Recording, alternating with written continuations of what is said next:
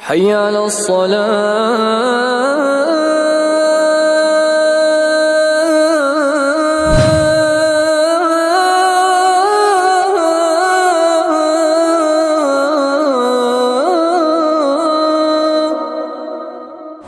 إن الحمد لله نحمده ونستعينه ونستغفره ونعوذ بالله من شرور أنفسنا ومن سيئات أعمالنا من يهده الله فلا مضل له ومن يضلل فلا هادي له وأشهد أن لا إله إلا الله وحده لا شريك له وأشهد أن محمدا عبده ورسوله أما بعد فإن خير الحديث كتاب الله وخير الهدي هدي محمد صلى الله عليه وسلم وشر الأمور محدثاتها وكل محدثة بدعة وكل بدعة ضلالة وكل ضلالة في النار.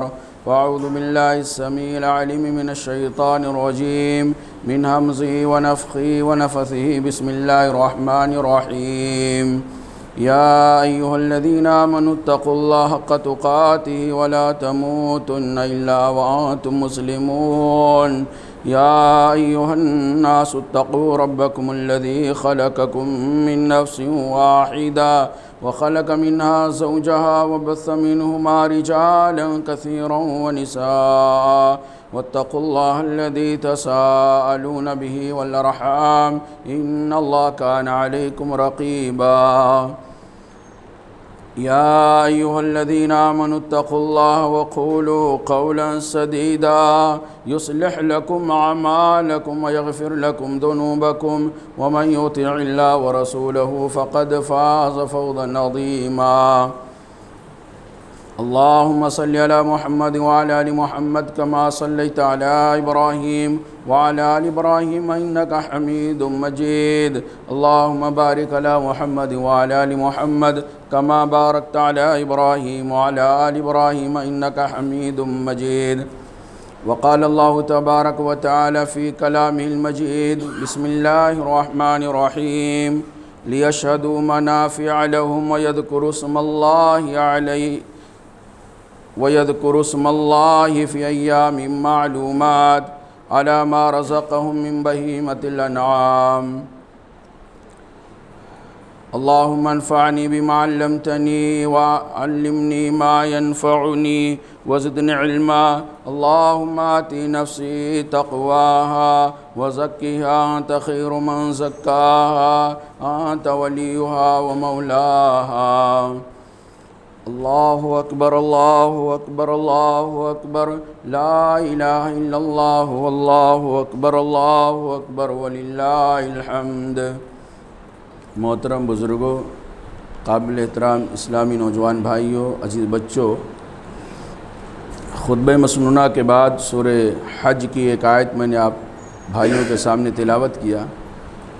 خطبے کا آغاز اسی آیت کریمہ سے کرنا چاہتا ہوں. اللہ رب العالمین نے اس آیت کریمہ کے اندر ارشاد فرمایا لیشہدوا منافع لہم. لوگوں کو چاہیے کہ اپنے منافع کے حاصل کرنے کے لیے حاضر ہو جائیں، جمع ہو جائیں. کہ در حقیقت اللہ رب العالمین حج کے موقع کی مناسبت سے اس آیت کریمہ کو نازل کیا اور کہا کہ لوگوں میں حج کا اعلان کر دیجئے. اور آپ کے پاس اعلان کرنے والے سنو، دور دراز سے لوگ، کچھ پیدل، کچھ سواریوں پہ، کچھ ہوائی سفر سے، مختلف علاقوں سے، مختلف جگہوں سے، جن کے اندر ایمان کی چنگاری شعلہ بن رہی ہوگی، جن کے اندر اللہ رب العالمین کی محبت ہوگی، جن کو اللہ تعالیٰ صاحب حیثیت بنایا ہوگا، وہ سارے کے سارے لوگ مختلف طریقے سے، کچھ قریب والے پیدل سے، سواری سے یا اڑ کر کے کسی نہ کسی طرح سے وہاں پہنچنے کی کوشش کریں گے. آگے اللہ تعالیٰ نے بیان فرمایا لیشہدوا منافع لہم. لوگوں کو چاہیے کہ اپنے منافع اور اپنے فائدے کی چیزیں حاصل کرنے کے لیے وہاں جمع ہو جائیں. یعنی جن کو اللہ تعالیٰ نے صاحب حیثیت بنایا ہے، جن کے اوپر اللہ تعالیٰ نے حج کو فرض قرار دیا ہے، یا جن کے اوپر اللہ رب العالمین نے عمرہ کو فرض قرار دے دیا ہے، ان کو وہاں جانا چاہیے. اس میں ان کا اپنا فائدہ ہے، دنیاوی فائدہ بھی اور آخرت کا بھی فائدہ ہے. دنیاوی فائدہ ہم دیکھتے ہیں کہ اچھے خاصے سال بھر لوگ انتظار کرتے رہتے، ٹراولز والے یا دوسرے بہت سارے لوگ دوسرے گورنمنٹ اور سرکاری ایجنسیاں بھی کہ حج کا موسم آئے گا تو بہت کچھ کمانے کو ملے گا، اور اس میں کوئی شک کی بات نہیں، لوگ کماتے ہیں، اور وہاں جو سامان کی خرید و فروخت ہوتی ہے وہ الگ ہے۔ تو اللہ رب العالمین نے بیان فرمایا کہ وہاں دنیاوی فائدہ بھی ہے، اللہ نے منع نہیں کیا ہے، اور اخروی فائدہ بھی ہے، اور اخروی فائدہ آخرت کا فائدہ، دین کا فائدہ، یہ سب سے بڑا ہے۔ یعنی آدمی وہاں جائے گا تو حج کرے گا، طواف کرے گا، صفا مروہ کے درمیان صحیح کرے گا، اور اس کے علاوہ بے شمار عبادتیں جو اپنے گھر پہ رہ کر کے، اپنے علاقے میں رہ کر کے انجام نہیں دے پاتا ہے، وہاں جا کر وہ عبادتیں انجام دے گا، اس کی وجہ سے اس کی آخرت سنور جائے گی۔ تو اللہ تعالیٰ نے بیان فرمایا لیشہدوا منافع لہم، لوگوں کو چاہیے کہ اپنا فائدہ حاصل کرنے کے لیے وہاں اکٹھے ہو جائیں۔ وَيَذْكُرُوا اسْمَ اللَّهِ فِي أَيَّامٍ معلومات، اور لوگوں کو چاہیے کہ ایام معلومات، متعین دن، فکس دن میں اللہ رب العالمین کا ذکر کرتے رہیں۔ جو مجھے اس آیت کریمہ سے بتانا وہ یہ کہ ایام معلومات، متعین دن، فکس دن، اس کے بارے میں مفسرین کہتے ہیں کہ ایام معلومات جن میں اللہ تعالیٰ نے لوگوں کو حکم دیا ہے کہ اللہ تعالیٰ کا اسپیشل خاص طور سے ذکر کریں، اللہ تعالیٰ کے نام کو بلند کریں، وہ ایام معلومات سے مراد ذی الحجہ کی 1 تاریخ سے لے کے 10 تاریخ تک ہے۔ یعنی گویا اس ایک آیت کے اندر اللہ رب العالمین نے ہم سے اور آپ سے، تمام مسلمانوں سے یہ کہہ رہا ہے کہ ذی الحجہ کے چاند نکلنے سے لے کر کے یعنی 10 تاریخ تک، قربانی کے دن تک اللہ رب العالمین کا ذکر کرتے رہو، اللہ رب العالمین کے نام کو بلند کرتے رہو۔ ایک دوسری آیت سورہ بقرہ کی ہے، اس کے اندر اللہ رب العالمین نے بیان فرمایا وَاذْكُرُوا اللَّهَ فِي أَيَّامٍ معدودات، معدودات چند دن، وہاں ایام معلومات تھا، فکس دن، طے شدہ دن، یہاں معدودات ہے، چند گنتی کے چند دنوں میں اللہ تعالیٰ کو یاد کرتے رہو، اللہ کا ذکر کرتے رہو۔ فَمَن تَعَجَّلَ فِي يَوْمَيْنِ، تو جو آدمی 2 دن میں جلدی کر لے جائے تو اس کے اوپر کوئی گناہ نہیں ہے، اور جو 2 دن سے زیادہ رہ جائے اس کے اوپر بھی کوئی گناہ نہیں ہے۔ یہ در حقیقت حاجیوں کو اللہ تعالیٰ مینا کے میدان میں شیطان کو جو کنکری ماری جاتی ہے اس ضمن میں اللہ تعالیٰ نے بیان فرمایا کہ وہاں اللہ تعالیٰ کا ذکر کرتے رہو۔ ایام معدودات سے مراد یعنی ایام تشریق ہیں، 11 تاریخ، 12 تاریخ، 13 تاریخ، یہ 3 ایام جو تشریق ہوتے ہیں وہ اللہ تعالیٰ نے بیان فرمایا۔ حاجیوں کو اس بات کا اللہ تعالیٰ نے اجازت دیا ہے کہ اگر کوئی حاجی چاہے تو 11 اور 12 کو کنکری مار کر کے چلا جائے۔ فمن تعجل، جو 2 دن میں جلدی کرے، 11 12 کو کنکری مار کر کے مینا چھوڑ کر کے مکہ چلا جانا چاہے تو وہ جا سکتا ہے۔ لیکن اگر کوئی 2 دن سے زیادہ رہنا چاہتا، 3 دن بھی رہنا چاہتا ہے، پورا ایام تشریق شیطان کو کنکری مارنے کا دن ہے، کوئی چاہے تو 2 دن میں بھی مار کے چلا جا سکتا ہے، اور کوئی چاہے تو 3 دن بھی رہ سکتا ہے۔ تو میرے بھائیو، اس آیت کریمہ کو میرا یہاں بیان کرنے کا مقصد یہ کہ اللہ تعالیٰ نے ایام تشریق کے اندر بھی اپنا ذکر کرنے کا حکم دیا ہے۔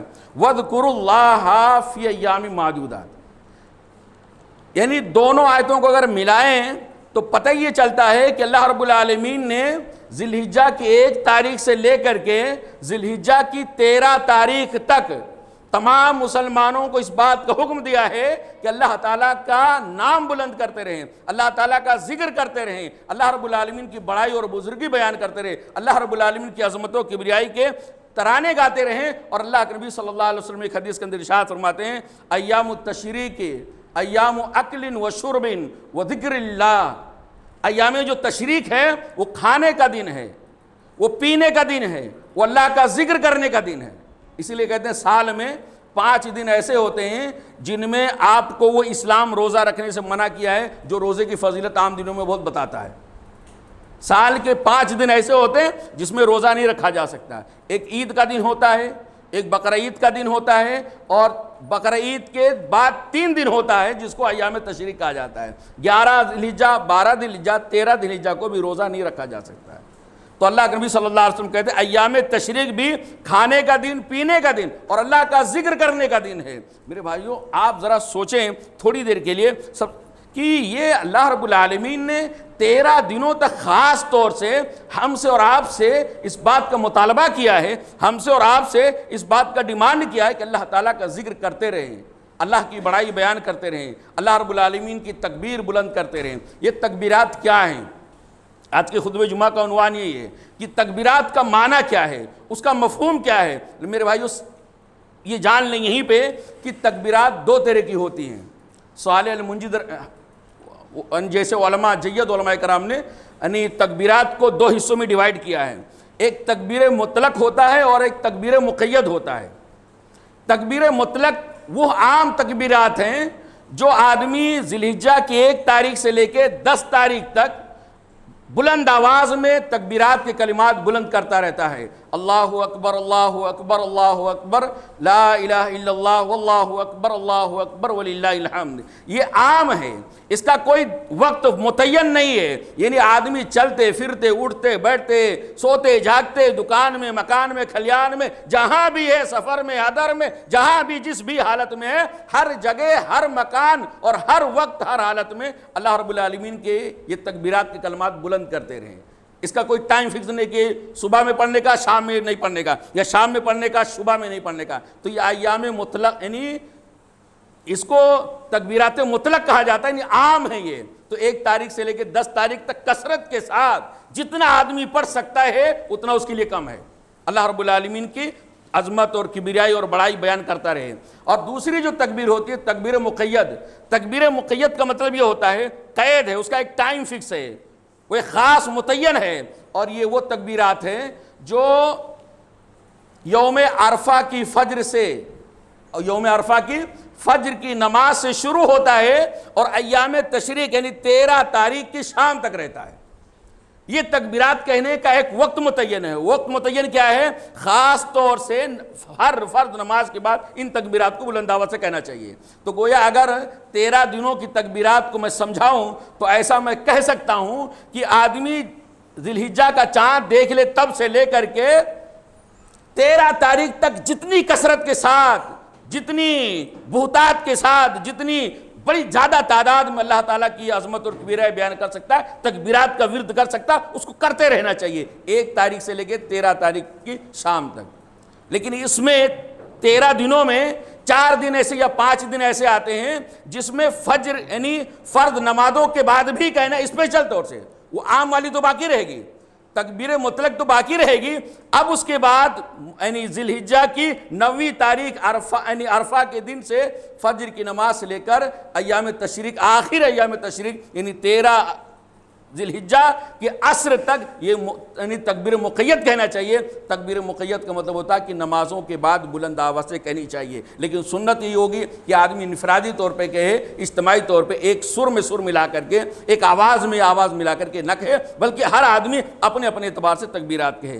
تو یہ تکبیرات مقید اور مطلق جو علماء کرام نے بیان کیا ہے میرے بھائیوں، ہمیں اور آپ کو اس کو جاننا چاہیے۔ اسی طرح میرے بھائیوں آپ سوچیں کہ اللہ اکبر اللہ اکبر اللہ اکبر لا الہ الا اللہ واللہ اکبر وللہ الحمد، اس کے اندر کیا خاص بات ہے؟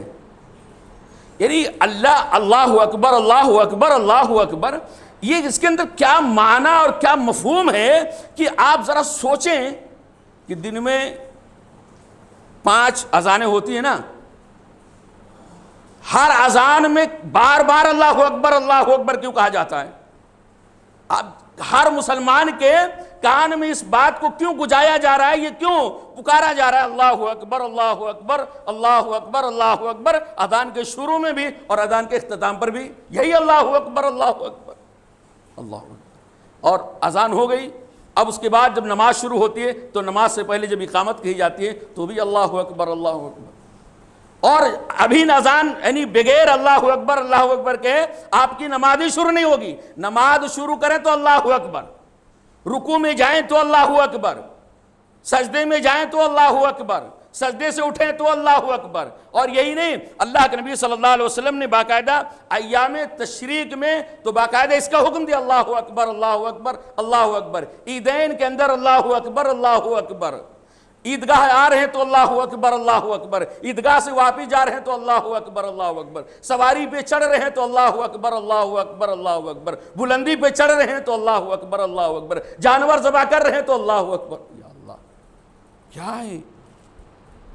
کبھی سوچا آپ نے کہ بھئی آپ نے یہاں رک کر سوچنے کی کوشش کیا اور ہم نے اس بات پر غور کرنے کی کوشش کیا کہ آخر اللہ اکبر اللہ اکبر اللہ اکبر اللہ اکبر اس میں کون سا مقصد اللہ تعالیٰ کا چھپا ہوا ہے؟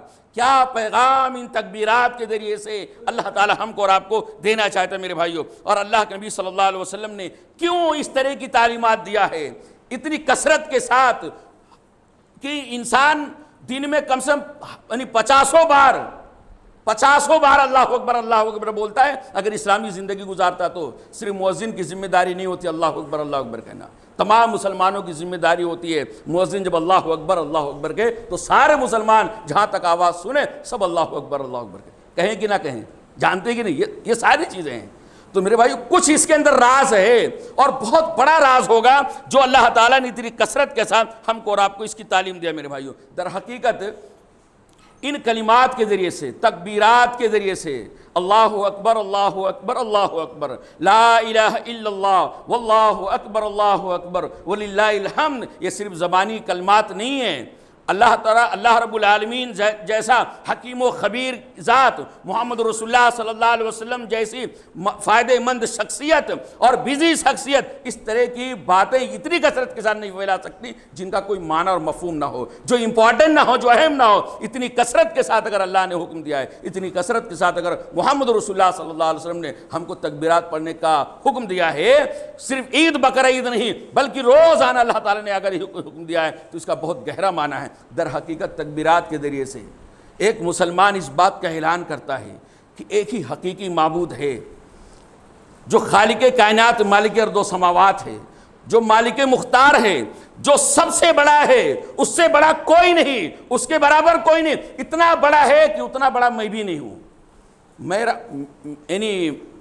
میرا نفس نہیں ہے، میرا مال نہیں ہے، میری دولت نہیں ہے، اللہ سب سے بڑا ہے۔ اللہ کے سے بڑا نہ اللہ سے بڑا نہ میری فیملی ہے، نہ میری اولاد ہے، نہ میرے ماں ہے، نہ میرے باپ ہیں، نہ رشتہ دار ہیں، نہ قبہ قبیلہ ہے، نہ میری دولت ہے، نہ میرا کار، نہ میرا بنگلہ، کچھ بھی اللہ تعالیٰ سے بڑا نہیں ہے۔ اللہ اکبر سب سے بڑا کون ہے؟ اس کی آواز سنو تو اب بتاؤ اس کا حکم کیا ہے وہ مانو۔ نہ تمہاری دکان بڑی ہے، نہ تمہارا مکان بڑا ہے، نہ تمہارا کاروبار بڑا ہے، نہ تمہارا بزنس بڑا ہے، نہ تمہارا چلنا بڑا ہے، نہ تمہارا بیٹھنا بڑا ہے، نہ تمہارا سونا بڑا ہے، نہ تمہارا جاگنا بڑا ہے۔ اللہ اکبر اللہ اکبر۔ سب سے بڑی ذات کون ہے؟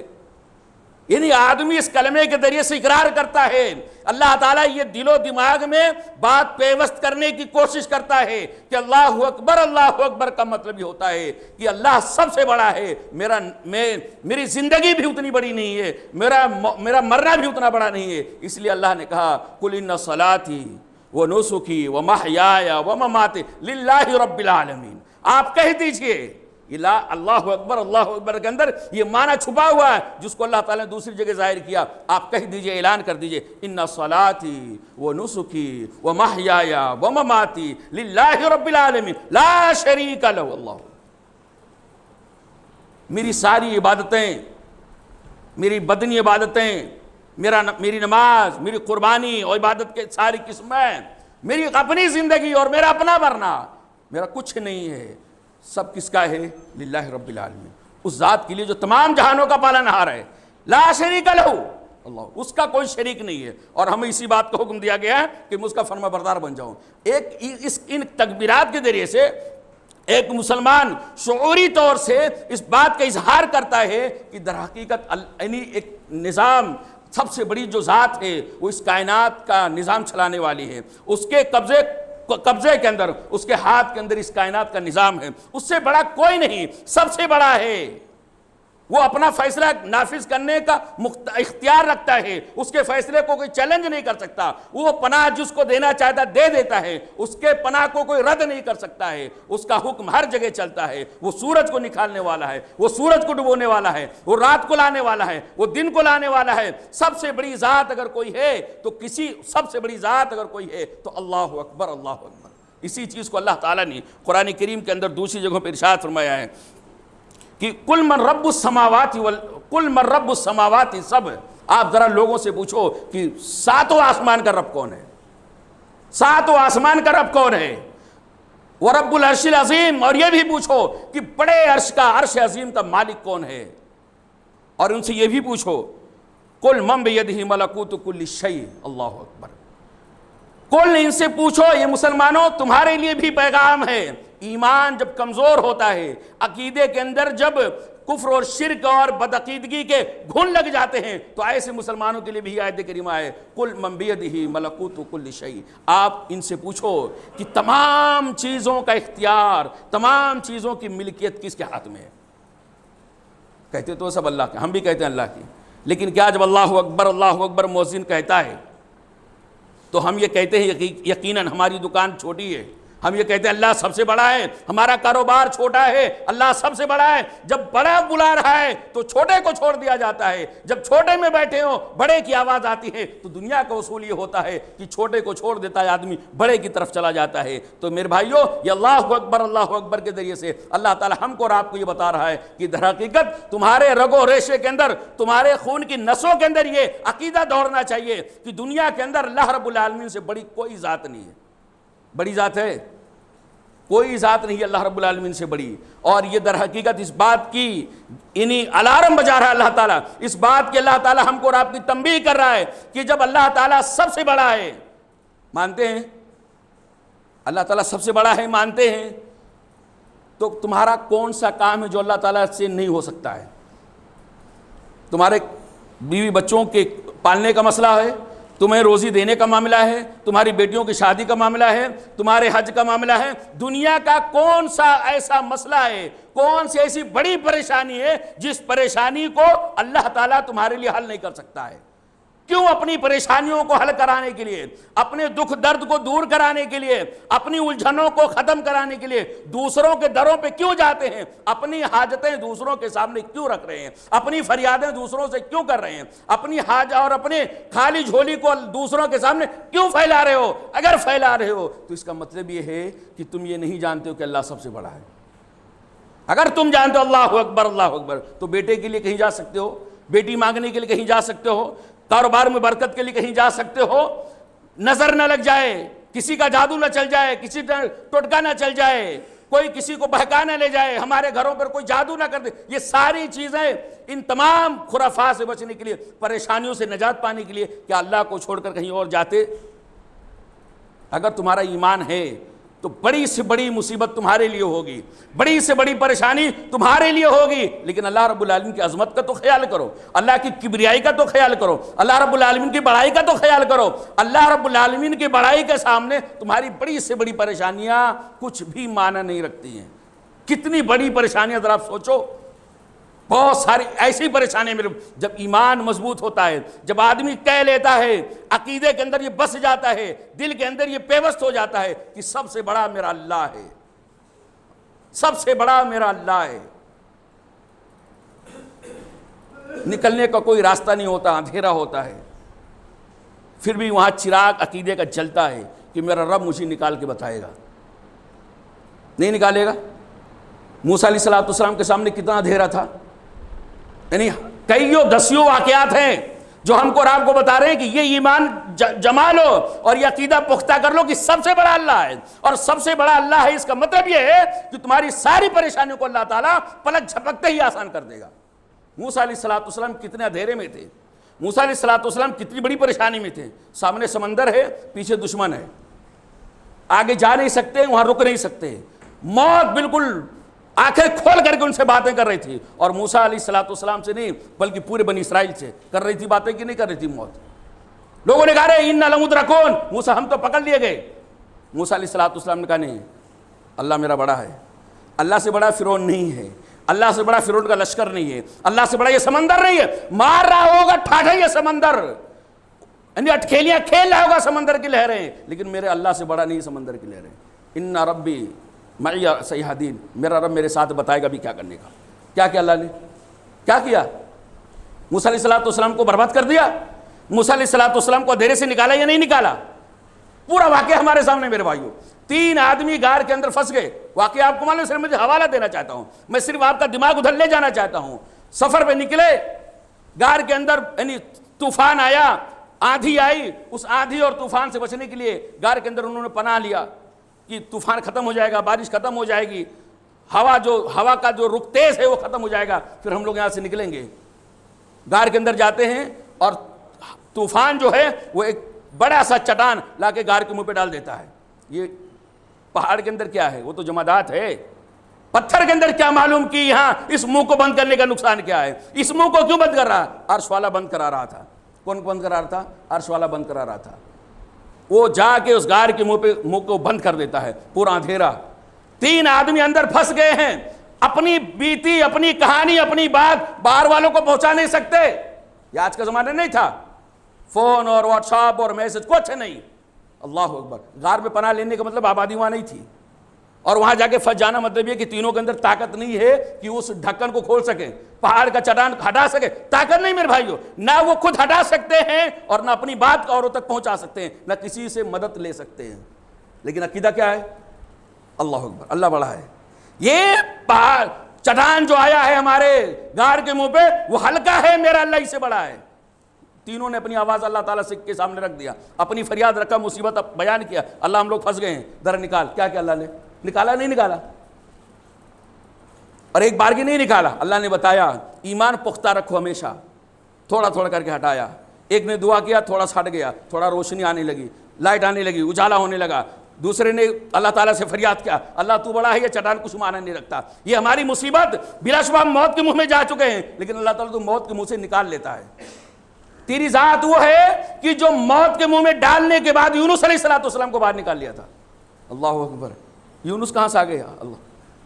اللہ ان کے اوپر رحم فرمائے۔ حضرت یونس علیہ السلام، نام سنے نا؟ کہاں تھے وہ؟ کہاں تھے؟ اندھیرے، ونادى فی الظلمات، وہ اندھیروں میں، اندھیرا نہیں، اندھیروں میں وہ اپنے رب کو پکارا۔ سمندر کا اندھیرا، مچھلی کے پیٹ کا اندھیرا، اور جس باکس میں گئے تھے اس باکس کے اندر، یعنی جو جھلی کے اندر تھے وہاں بھی اندھیرا۔ کوئی دکھتا تھا؟ کسی سے اپنی بات کہہ سکتے تھے؟ مچھلی کا کام کیا باہر ہونا ہوتا ہے؟ مچھلی کا کام اندر ہوتا ہے، مچھلی کا کام پانی میں رہنا ہوتا ہے کہ نہیں ہوتا ہے؟ کوئی مچھلی باہر نکلنا چاہتی ہے، اور وہ بھی سمندر کی مچھلی، اللہ اکبر۔ لیکن نوح علیہ السلام نے کیا کہا؟ لا الہ الا انت، اللہ تیرے علاوہ کوئی بڑا نہیں ہے، تیرے علاوہ کوئی حقیقی معبود نہیں ہے۔ پھر اللہ تعالیٰ نے کیا؟ مچھلی کو کہا مچھلی ان کو ذرا لے جا کے باہر پھینک دے۔ اللہ، مچھلی باہر پھینک دے! یہ تو مطلب آپ دیکھیں یہ کس کا نتیجہ ہے، یہ کس چیز کا ثمرہ، کس چیز کا پھل ہے؟ یہ در حقیقت اسی عقیدے کا پھل ہے۔ یہ جہاں جتنے بھی واقعات کی طرف میں نے آپ کو حوالہ دیا، یہ سب کا سب اس بات کا نتیجہ تھا کہ سب کا عقیدہ یہ تھا، اللہ اکبر، اللہ اکبر، اللہ سب سے بڑا ہے، اللہ سب سے بڑا ہے۔ میری مصیبت، میری پریشانی، میرا موت، میری زندگی، سب سے بڑا رب العالمین ہے۔ جب اس عقیدے کے ساتھ آدمی زندگی گزارتا ہے تو بلا شبہ وہ دنیا کے اندر بھی اللہ کا محبوب بنتا ہے، آخرت بھی اس کی سنور جاتی ہے۔ اور یہ نہیں میرے بھائیو، اللہ اکبر، اللہ اکبر، اللہ اکبر، لا الہ الا اللہ، واللہ اکبر، اللہ اکبر، وللہ الحمد، یہ جو تکبیرات اللہ کے رسول صلی اللہ علیہ وسلم نے سکھایا ہے، بات کو سمیٹتے ہوئے میں آپ کو بتانا چاہتا ہوں، ان تکبیرات کے ذریعے سے، چاہے وہ یعنی اذان کے اللہ اکبر ہو، اقامت کے ہو، سواری پہ سوار ہونے کے ہو، بلندی پر چڑھنے کی ہو، جانور ذبح کرنے کے ٹائم پہ ہو، جتنے بھی اللہ اکبر ہو، اذان نماز کے اندر رکوع میں جاتے ہوئے، نماز شروع کرتے ہوئے، سجدے میں جاتے ہوئے، سجدے سے اٹھتے ہوئے، جتنی بار اللہ اکبر کہتا ہے، اس تکبیر کے ذریعے سے اللہ تعالی ہمارے اور آپ کے اپنے اطراف میں دو بہت عظیم ترین بت ہیں، بہت مضبوط بت ہیں، ان بت کو اللہ تعالیٰ نے ان تکبیرات کے ذریعے سے پاش کیا ہے، چکنا چور کر دیا ہے۔ شرط یہ ہے کہ آدمی تکبیرات کے معنی کو سمجھے۔ دو بڑے بت، مضبوط بت، جن کو توڑنا آسان نہیں ہے، ان میں ایک یہ ہے جس کو ہم شرک کہتے ہیں۔ شرک بہت بڑا بت ہے۔ شرک کیا ہے؟ اللہ کے سوا کسی اور کو اللہ سے بڑا ماننا، کسی اور کے بڑائی کا تصور کرنا اللہ سے زیادہ، یا اللہ کے برابر کسی کو سمجھنا، اسی کا نام شرک ہے۔ اللہ اکبر آدمی کہہ دیا تو کہتا ہے کہ اللہ سب سے بڑا ہے، اللہ کے برابر کوئی نہیں ہے، اللہ سے بڑا تو دور کی بات ہے۔ تو ایک تو یہ تکبیرات کے ذریعے سے اللہ تعالیٰ شرک کے بت کو پاش کرتا ہے، اور دوسرا جو بت ہوتا ہے جس کو ہتھوڑے سے نہیں توڑا جا سکتا ہے، وہ اندر کا بت ہوتا ہے، انا، کیا؟ میں بڑا ہوں، یہ جو میں والا ہوں نا تکبر، ارے بھائی تکبر کس کو کہتے؟ انا، میں، یہ کیا ہے؟ میں یہ ہے کہ میں اللہ سے بڑا ہوں. کیا ہوں؟ اپنے آپ کو بندہ، اپنے آپ کو یہ 5-6 فٹ کا انسان کیا سمجھتا ہے؟ تکبر جب آتا ہے، تکبر کب آتا ہے؟ تکبر کی سب سے بری قسم یہ ہے کہ بندہ یہ سوچے کہ میں سب سے بڑا ہوں، اللہ سے بھی بڑا اپنے آپ کو کبھی سمجھ لیتا ہے. اس لیے کبھی کبھی جب مصیبتیں آتی ہیں تو ایسے بدقسمت لوگ اللہ کو بھی ٹیوشن پڑھانے لگ جاتے ہیں، اللہ کی بھی کلاسز لینے لگ جاتے ہیں. اللہ میں ہی ملا تھا اور کوئی نہیں ملا تھا، میرا ہی گھر ملا تھا، میرے ہی بچے ملے تھے، انہی کے اوپر مصیبت نازل کرنا تھا، یہ پریشانی ہمارے ہی ساتھ کیوں اللہ تعالیٰ تو دے رہا؟ اس طرح کا اللہ کو سبق پڑھانے لگ جاتے ہیں. تو میرے بھائی یہ دونوں چیزیں، جو ایک تکبر اور ایک شرک، یہ دونوں کی دونوں چیزیں میرے بھائیوں تکبیرات کے ذریعے سے اللہ تعالیٰ چکنا چور کرنا چاہتا ہے، کیونکہ یہ دونوں بت ایسے ہیں. شرک کا بت اللہ سے بڑا کوئی اور ہے، تکبر اللہ سے بڑا میں ہوں. یہ تکبر جب آتا ہے بھائی، تکبر جب آتا ہے، شرک جب آتا ہے تو انسان کی زندگی برباد ہو جاتی ہے. اللہ تعالیٰ نے بیان فرمایا شرک کے بارے میں کہ ان اللہ لا یغفر ان یشرک بہ، اللہ تعالیٰ نہیں معاف کرے گا اس بات کو کہ اس کے ساتھ شرک کیا جائے. اللہ تعالیٰ شرک کو معاف نہیں کر سکتا. وَيَغْفِرُ مَا دُونَ ذَلِكَ لِمَن يَشَاءُ، شرک کے علاوہ جو گناہ جس کے لیے چاہے گا معاف کر دے گا. وَيَغْفِرُ مَا دُونَ ذَلِكَ لِمَن يَشَاءُ، شرک کے علاوہ جس کے لیے جو گناہ چاہے گا اللہ تعالیٰ معاف فرما دے گا میرے بھائیوں. تو لیکن شرک ایک ایسا خطرناک جرم ہے جس کو اللہ تعالیٰ کبھی بھی نہیں معاف کر سکتا. شرک کے معافی کا کوئی سوال ہی نہیں پیدا ہوتا. اور جہاں تک تکبر ہے، میں والا، انا ربکم الاعلی والا، میں سب سے بڑا ہوں.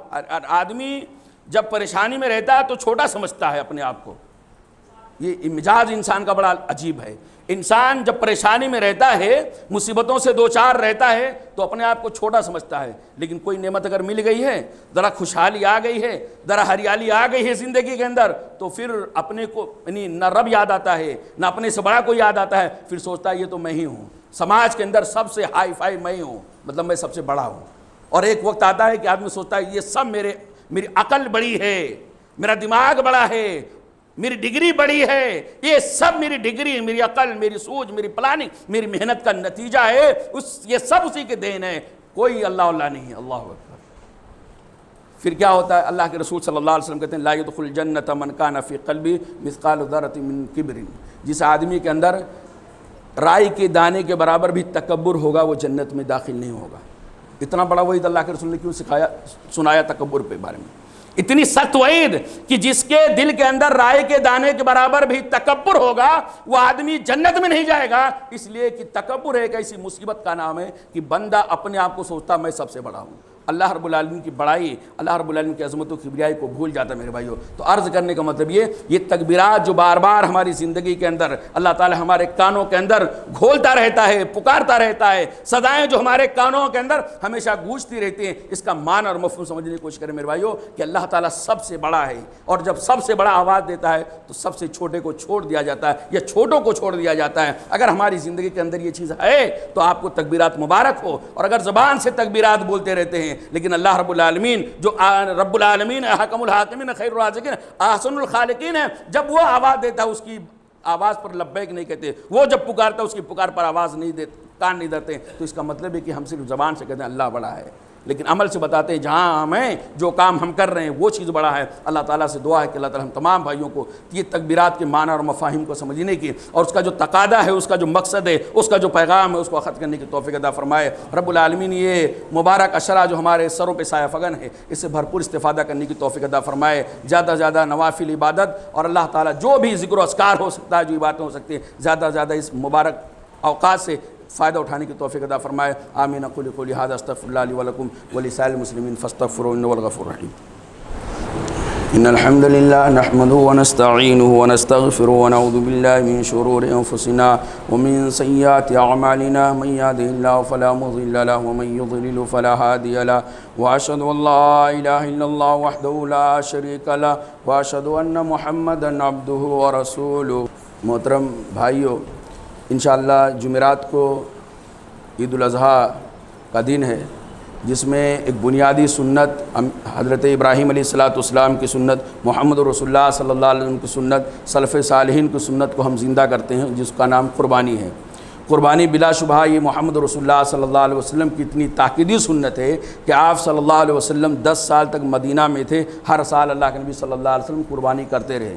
آخری سال اللہ کے نبی صلی اللہ علیہ وسلم نے تو باقاعدہ 100 اونٹ کی قربانی دی۔ آپ سوچ سکتے ہیں اس ٹائم پہ 100 اونٹ کا معنی کیا رہتا تھا، اور اللہ کے نبی صلی اللہ علیہ وسلم نے بیان فرمایا، من وجد ساعتن لِأَن يُضَحِّيَ فَلَمْ يُضَحِّ فَلَا يَحْضُرْ مُصَلَّانَا۔ جس آدمی کو اللہ تعالیٰ نے وسعت دیا ہے، قربانی کر سکتا ہے، اونٹ کی قربانی کرنے کی طاقت ہے، یا اسی طرح دوسرے جو بہیمۃ الانعام ہیں ان کی قربانی کرنے کی طاقت ہے، بھیڑ کی قربانی کرنے کی، بکری کی قربانی کرنے کی طاقت ہے، نہیں کم سے کم حصہ لینے کی طاقت ہے، جس کے اندر اللہ تعالیٰ نے جو طاقت دیا ہے، جو وسعت دیا ہے قربانی کرنے کی، اگر وہ قربانی نہ کرے تو اس کو چاہیے کہ ہمارے مصلی کے قریب نہ آئے، عیدگاہ نہ آئے۔ وہ اتنی سختی کے ساتھ اللہ کے رسول صلی اللہ علیہ وسلم نے وعید سنایا ہے اس آدمی کے لیے جس کے جو صاحب حیثیت ہے، جو صاحب وسعت ہے۔ لہذا میرے بھائی، اس حدیث کی بنیاد پر میں آپ سے گزارش کروں گا کہ جن کو اللہ رب العالمین نے صاحب حیثیت بنایا ہے، جن کو قربانی کرنے کے اللہ تعالیٰ نے طاقت اور ہمت دیا ہے، اللہ تعالیٰ سے دعا کریں کہ اللہ تعالیٰ ہمیں سب کو اس لائق بنائے۔